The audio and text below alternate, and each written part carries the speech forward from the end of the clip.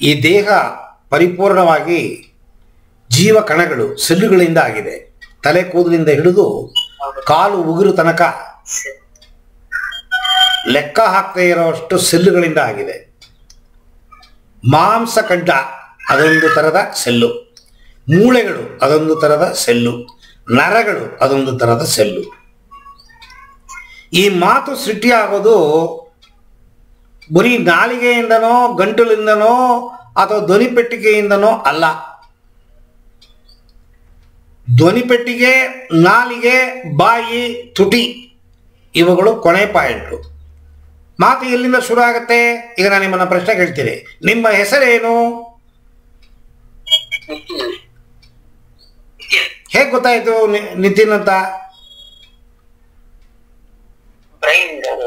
ತಲೆ ಒಳಗಡೆ ರೆಕಾರ್ಡ್ ಆಗಿದೆ ಅದು. ನಿಮ್ಮ ಊರು ಅಡ್ರೆಸ್ ಹೇಳಿ, ನಿಮ್ಮ ಮನೆ ಅಡ್ರೆಸ್ ಹೇಳಿ, ಹೇಳ್ತೀರಾ? ಎಲ್ಲಿಂದ ಬಂತು? ಏನು ಗೋಡೆಯಲ್ಲಿ ಅಂಟಿಸಿಟ್ಟಿದ್ದೀರಾ ಅಥವಾ ಪ್ಯಾಕೆಟ್ಲಿ ಬರೆದಿಟ್ಕೊಂಡಿದ್ದೀರಾ ಯಾರ್ಯಾರ ಮನೆ ಅಡ್ರೆಸ್ ಕೇಳ್ಬಿಡ್ತಾರೆ ಅಂತ? ನಿಮ್ಮ ಮೆದುಳಲ್ಲಿ ಬಲಭಾಗದ ಮೆದುಳು, ಹಿಂಭಾಗ ಮೆಡುಲಾ ಒಬಲಾಂಗಟ್ಟ ಹಾಗೆ ಅಂತ ಒಂದು ಜಾಗ ಇದೆ. ಅದಕ್ಕೆ ಕನ್ನಡದಲ್ಲಿ ಸಂಸ್ಕೃತದಲ್ಲಿ ಚಿತ್ತ ಹಾಗೆ ಅಂತ ಕರೀತಾರೆ.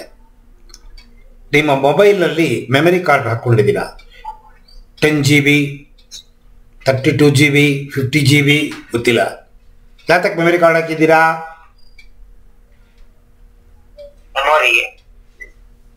ನಿಮ್ಮ ಮೊಬೈಲ್ನಲ್ಲಿ ಮೆಮರಿ ಕಾರ್ಡನ್ನು ಯಾತಕ್ಕೆ ಸಿಕ್ಸಿದ್ದೀರಾ?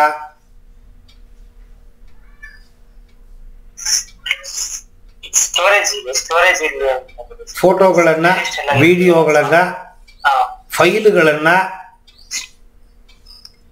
ಡಾಟಾಗಳನ್ನ ರೆಕಾರ್ಡ್ ಮಾಡೋದಕ್ಕೆ ಮೆಮರಿ ಕಾರ್ಡನ್ನು ಮೊಬೈಲಲ್ಲಿ ಇಟ್ಕೊಂಡಿದ್ದೀರಾ.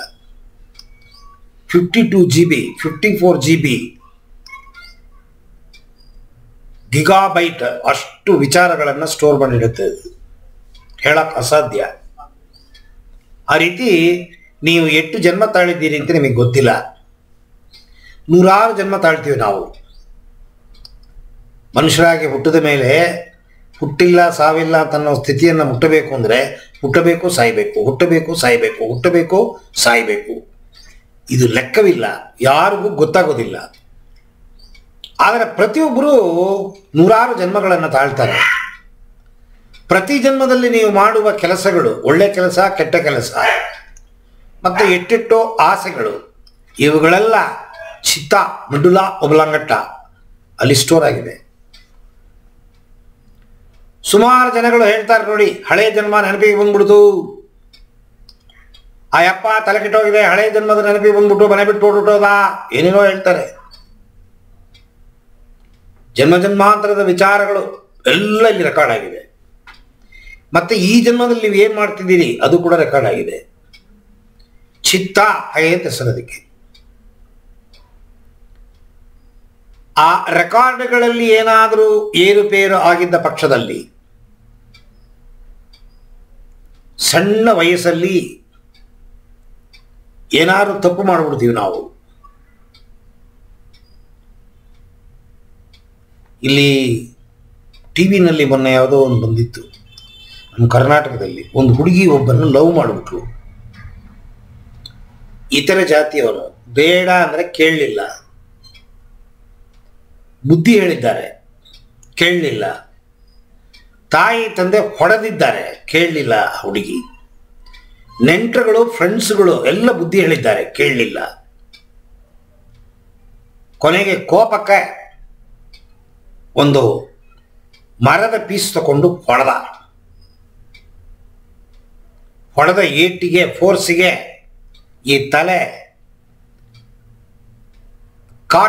ಮಲಗುವ ಕಾಟಿಗೆ ಹೋಗಿ ಹೊಡೆದಿದೆ.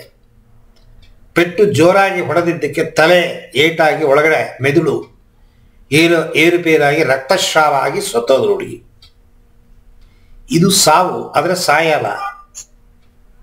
ಸಿಕ್ಕಾಪಟ್ಟೆ ಹೊಡಿತಾರೆ, ಸಿಕ್ಕಾಪಟ್ಟೆ ಬೈತಾರೆ. ಆ ಬೈಗಳವನ್ನ ತಡ್ಕೊಳಕ್ಕಾಗದೇನೆ ಮಕ್ಕಳು ಸೈಕಿಕ್ ಆಗ್ಬಿಡ್ತಾರೆ.